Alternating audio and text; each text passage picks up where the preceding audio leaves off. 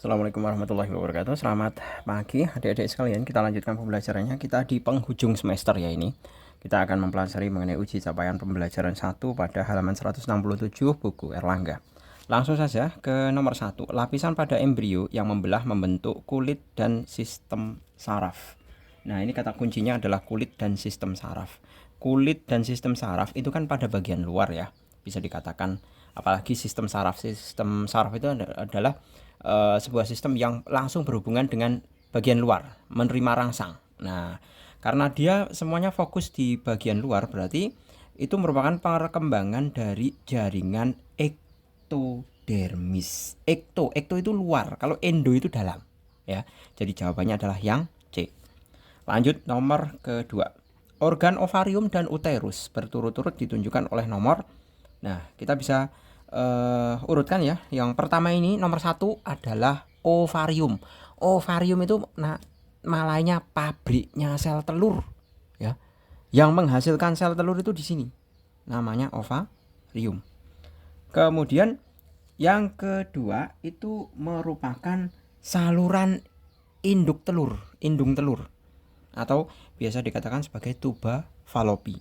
Nah, 3 ini adalah uterus atau rahim. Sedangkan yang 4 itu adalah leher rahim. Nah, kalau di sini dikatakan ovarium dan uterus berarti otomatis ovarium adalah 1, uterus 3. Berarti jawabannya 1, 3. 1, 3 yang B. 3. Perhatikan organ reproduksi pria berikut. Nah, ini kita bisa lihat ya, urutkan. Yang pertama di sini adalah ini ya.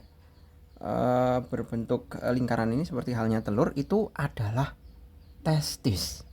Nah, testis itu fungsinya sama seperti halnya tadi ovarium sebagai pabrik. Kalau ovarium pabriknya sel telur, kalau testis itu pabriknya sel sperma. Di sini dihasilkan sperma secara terus-menerus. Nah, kemudian yang X ini bisa dikatakan sebagai epididymis. Kemudian yang memanjang ini adalah vas deferens. Nah, kemudian yang ini adalah penis atau organ luar alat kelamin pria ya. Ini biasanya kalau anak-anak nggak mungkin salah ini kalau menyebutkan. Pokoknya kalau bab reproduksi itu biasanya anak-anak itu selalu ceria, selalu bahagia, dan selalu ingat terus pelajarannya. Nggak pernah lupa. Dan pasti dalam pelajaran isinya cuman ketawa-ketawa terus.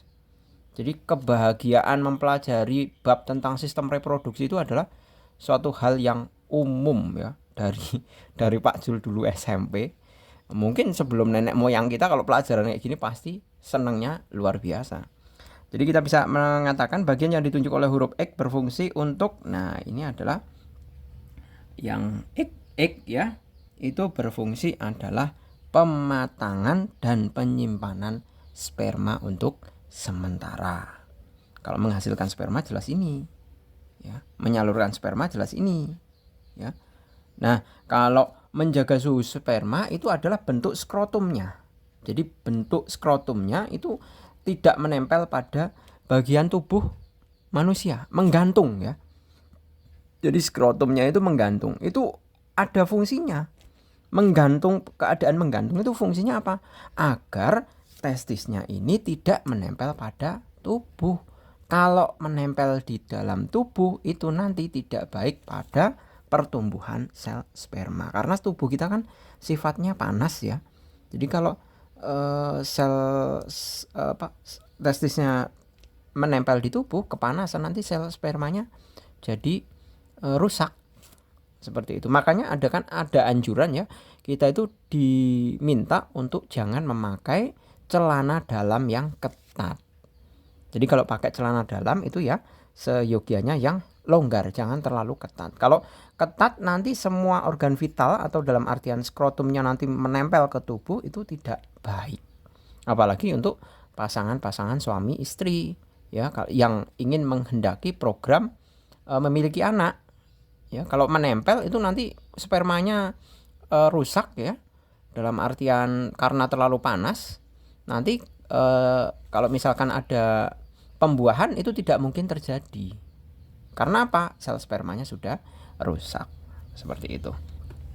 Lanjut nomor 4. Selama masa kehamilan, janin dalam kandungan diselimuti oleh cairan yang disebut dengan amnion. Fungsi amnion selama masa kehamilan gampang ya ini, untuk melindungi janin dari guncangan, gerakan, dan tekanan dari luar. Nah, ini sambil merem bisa ini. 5. Berikut pasangan penyakit pada sistem reproduksi dan gejala yang ditimbulkan adalah herpes. Herpes gangguan menstruasi itu enggak mungkin ya. Herpes itu bukan berkaitan dengan menstruasi. PCOC muncul ruam dan luka bukan. Gonorrhea itu raja singa timbul kista bukan. Nah, yang tepat adalah sifilis ya. Sifilis itu gejalanya adalah muncul ruam dan luka. Lanjut nomor 6. Pernyataan yang benar tentang pergiliran keturunan metagenesis pada tumbuhan lumut adalah nomor. Sebentar Pak Jul carikan literatur di buku apa ini, metagenesis, di buku mana ini, kayaknya Pak Jul ada ini.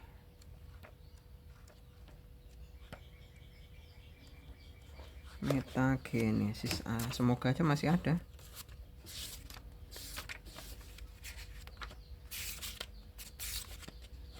Oh, ternyata tidak ada. Tentang metagenesis di buku ini ya. Ini buku SMA kelas 11 sebenarnya. Ada di sini ada bab tentang metagenesis ya. Metagenesis. Cuman kemarin Pak Jul udah Pak Jul berikan seperti ini tuh agar kalian mengerti bahwa pelajaran SMP itu akan berkelanjutan di SMA. Jadi kalau misalkan sekiranya kalian menerima materi di SMP, itu jangan serta-merta langsung dilupakan ya. Kalau misalkan kalian naik kelas seperti itu. Mana tuh?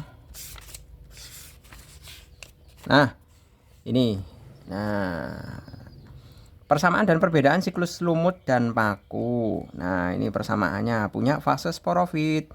Lumut fase gametofit lebih dominan. Paku fase sporofit lebih dominan. Nah, punya fase gametofit. Kalau lumut gametofitnya adalah perkembangan zigot disebut protonema. Sedangkan kalau paku itu sel hasil perkembangan zigot itu tumbuhan paku. Seperti itu. Jadi di sini sesuai dengan apa yang tadi Pak Jul katakan, pernyataan yang benar tentang pergiliran keturunan metagenesis pada tumbuhan lumut adalah ya, yang lebih tepat adalah spora tumbuh menjadi protonema. Ini ya, benar. Kemudian fase gametofit lebih dominan dibandingkan fase sporofit. Nah, ini benar.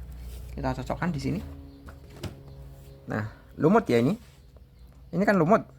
Nah, ini lumut. Nah, fase gametofit lebih dominan. Iya kan? Kemudian punya fase gametofit. Gametofitnya itu adalah protonema. Ya, protonema. Seperti itu. Jadi jawabannya adalah yang B. Sebenarnya itu buku ini tadi ya, buku kelas SMA biologi SMA kelas 11 itu Pak Jul bahas di channel Tarubasan Mengajar ya. Jadi memang Pak Jul itu plot-plotkan masing-masing channel itu punya pembahasan dari buku sendiri-sendiri. Seperti itu. Jadi ini jawabannya adalah yang B. Kemudian yang ke 7. Bunga dadap merah Erythrina variegate memiliki karakteristik mahkota bunga berwarna cerah dan lebar, menghasilkan madu nektar yang banyak, namun tidak memiliki bau yang menyengat. Bunga ini melakukan penyerbukan dengan bantuan. Nah, di sini ada clue-nya adalah bau yang menyengat. Bau yang menyengat itu tentunya adalah untuk menarik serangga ya. Jadi jawabannya adalah yang A. Kemudian 8. Berdasarkan gambar tersebut, hewan yang memiliki persamaan siklus hidup seperti hewan tersebut adalah, ini jelas metamorfosis sempurna. Nah, yang memiliki metamorfosis sempurna adalah tentunya adalah yang kupu-kupu dan nyamuk. Ya. Ciri-ciri metamorfosis sempurna itu adalah adanya fase tidur. Ya. Kalau kupu-kupu ada fase kepompong. Kemudian nyamuk itu setelah jadi larva itu kan biasanya jadi istilahnya kalau bahasa Jawa itu uget-uget ya. Itu biasanya hanya terbalik di permukaan air. Tubuhnya kebalik di permukaan air. Nah, itu bisa dikatakan sebagai fase tidurnya. Jadi yang benar, yang memiliki metagenesis, metamorfosis sempurna itu adalah kupu-kupu dan nyamuk. 9. Pasangan yang tepat antara hewan dan cara reproduksinya adalah 1 dan C, tunas dan hidra. Itu benar ya. Hidra itu juga bisa berkembang biak dengan cara tunas.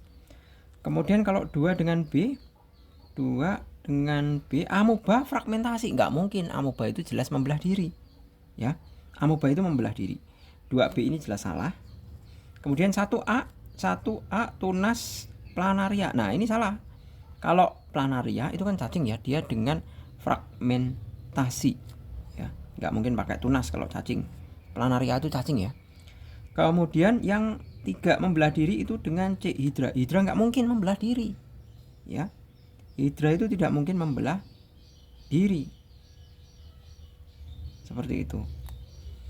Yang membelah diri itu malah amoeba. Nah, catatan lagi untuk hidra ya. Hidra itu berkembang biakannya selain dengan cara tunas, itu hidra juga bisa berkembang biak dengan cara fragmentasi atau dengan memutuskan salah satu bagian tubuhnya. Lanjut. Yang ke-10. Seekor kelinci berbulu putih papa disilangkan dengan kelinci berbulu hitam pipi. Jika F1 disilangkan dengan sesamanya, perbandingan fenotip keturunan F2-nya adalah fenotip ya ini. Nah, ini tidak diketahui apakah dia apakah dia itu intermediate atau dominan atau resesif. Nah, kalau tidak diketahui ya, clue-nya adalah kalian ambil posisi fenotip yang berhuruf besar papa ini. Nah, kalau tidak diketahui dominan ataukah intermediate, berarti itu kasus dominan. Jadi papanya ini dominan, ya. Jadi kalau papanya dominan, berarti kan kita bisa menuliskan seperti ini. Papa disilangkan dengan pipi seperti ini. Ini kan parentalnya ya.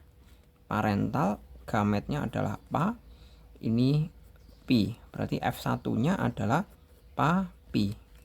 Ya kan? Nah, kemudian F1 disilangkan dengan sesamanya. Papi disilangkan dengan papi. Nah, otomatis gametnya itu kan ini pa, ini pi, ini pa, ini pi. Ya kan? Langsung silangkan saja. Nah, ini pa, ini pi, ini pa, ini pi. Nah, otomatis pa, pi,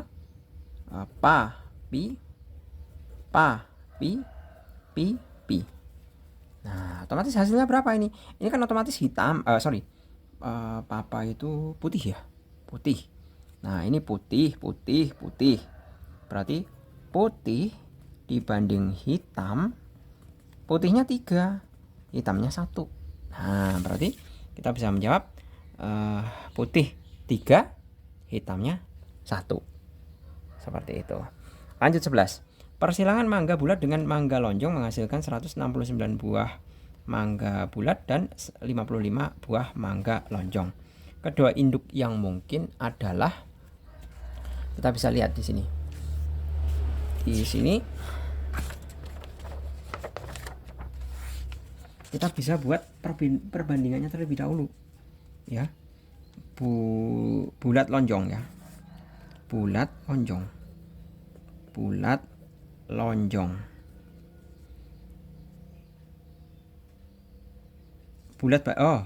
banding lonjong kok ya ini.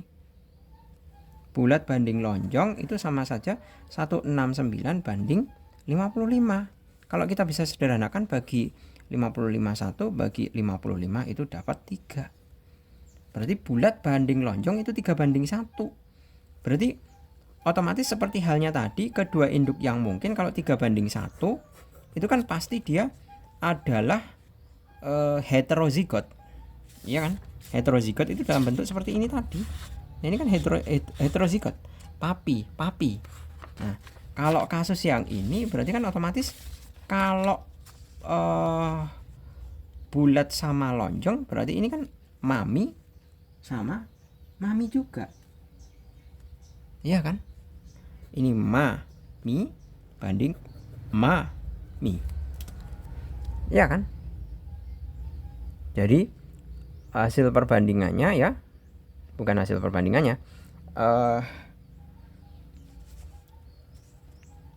apa ini istilahnya, fenotipnya ya. Fenotip, kalau fenotip itu kan nampak. Nah, F-nya adalah seperti ini fenotipnya.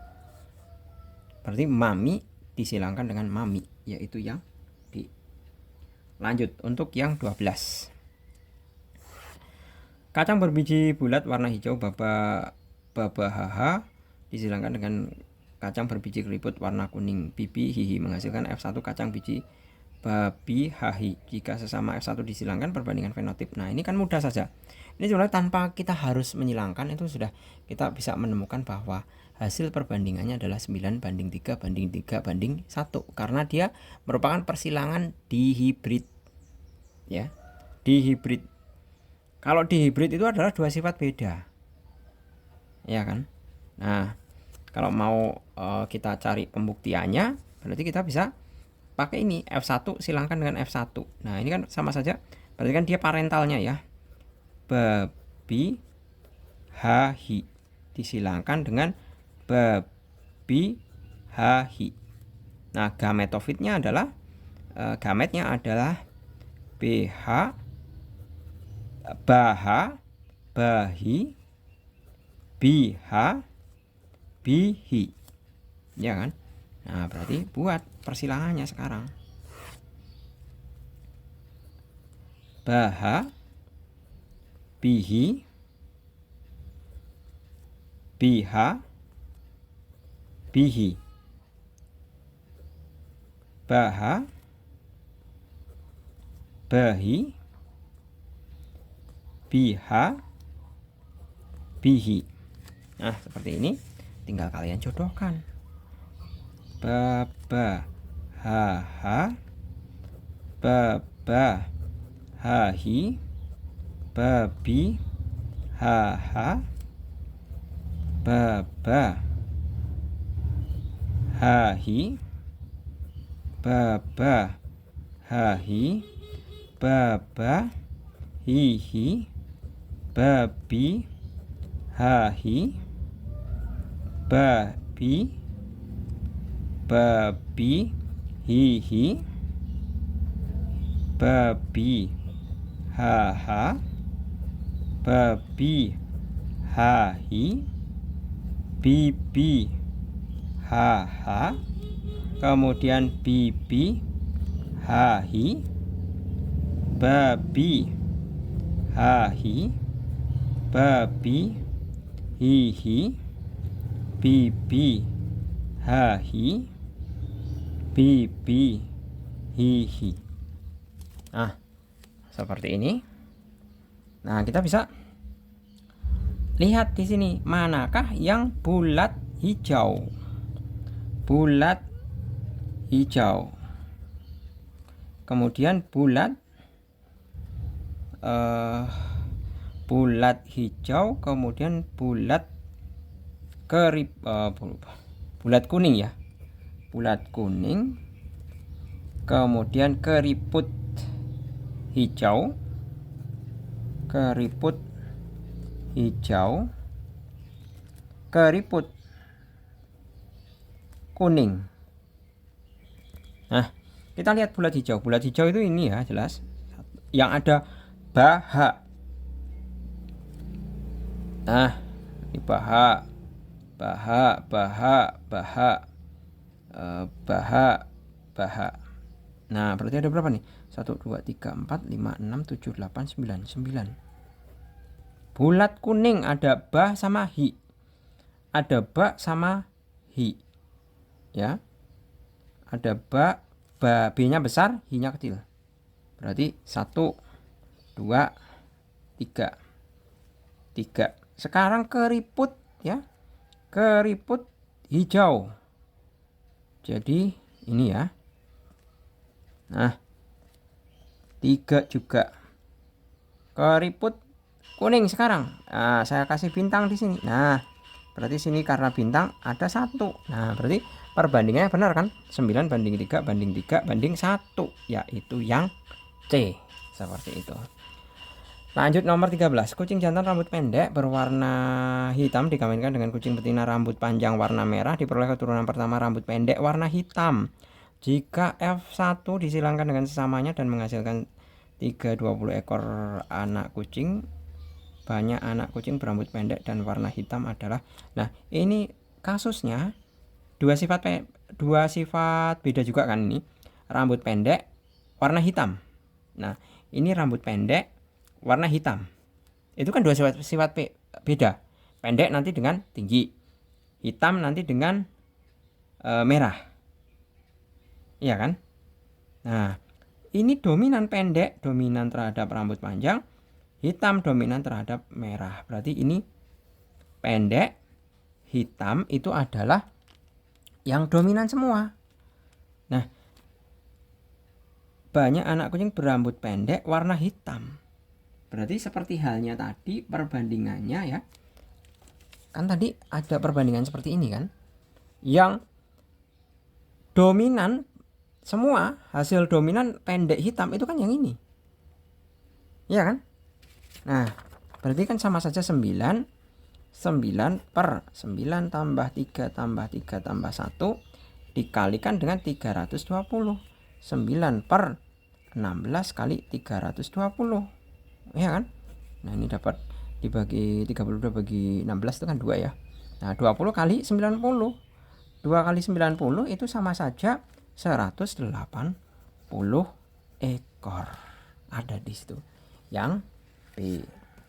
Lanjut untuk nomor 14. Tanaman arcis berbatang panjang dan biji halus Dadirari, panjang dan halus ya, disilangkan dengan tanaman ercis berbatang pendek dan berbiji keriput Didiriri. Persentase keturunan tanaman ercis berbatang pendek berbiji halus adalah, nah kita bisa hitung kemungkinannya ya. Nomor 14 di sini. Dadirari disilangkan dengan Didiriri. Nah, ini parentalnya. Parental itu orang tuanya ya. Gametnya.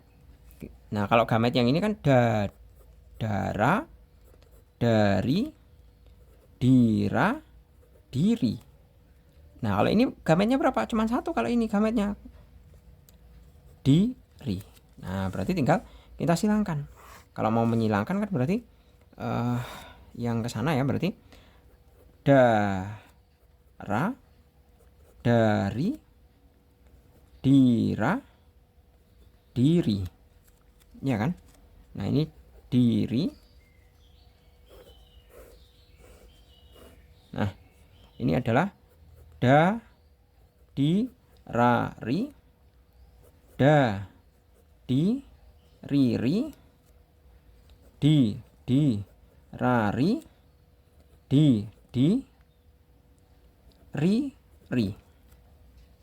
Ya kan? Nah, sekarang panjang halus itu yang besar ya. Berarti di sini dikatakan berbatang pendek, berbiji halus. Berbatang pendek, berbiji halus adalah pendek. Pendek itu yang didi. Ini pendek nih. Ini pendek halus, ini pendek. Pendek halus. Kalau ini pendek keriput. Keriput. Ini panjang halus. Kalau ini panjang keriput. Nah, yang diminta adalah pendek halus. Pendek halus ini ya. Berarti kan 1/4 kali 100%. Nah, berarti bagi ini 25%. Ada di situ. Lanjut untuk nomor 15. Persilangan padi berumur panjang dan berbulir banyak. Papa sasa dengan padi berumur pendek berbulir sedikit. Pipi sisi menghasilkan keturunan F1 padi berumur panjang dan berbulir banyak. Jika ini berbulir banyak dan berbulir panjang. Jika keturunan F1 disilangkan dengan padi berumur pendek. Nah, ini kan otomatis kan gametofitnya adalah apa nih? Papisasi ya ini ya. Kalau papasasa saya ilustrasikan saja ya. Di sini nomor 15. Nah, ini pertama papasasa. Parentalnya papasasa disilangkan dengan pipi sisi.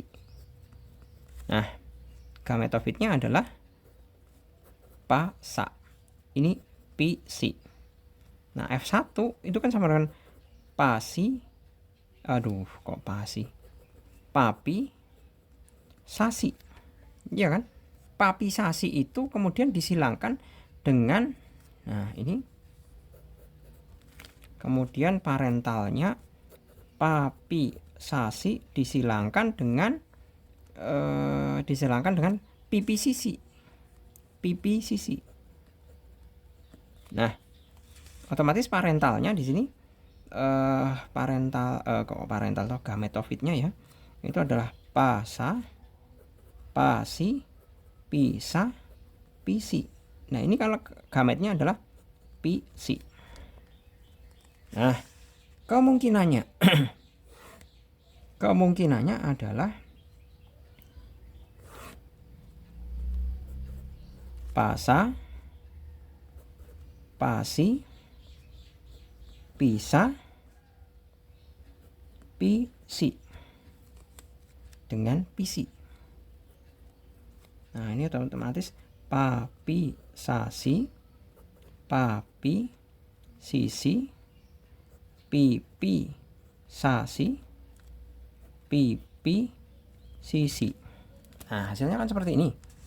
Nah, coba kita lihat yang panjang banyak. Nah, ini otomatis kan panjang banyak. Ini panjang banyak.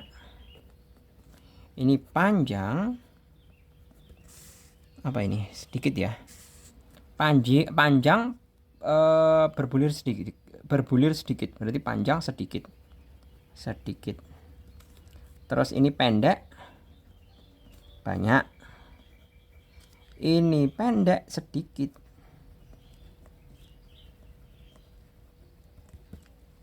Ya kan?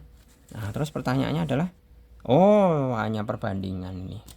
Berarti ya tinggal dituliskan saja ini perbandingannya, mana yang sesuai dengan yang ada di yang Pak Jul silangkan di sini.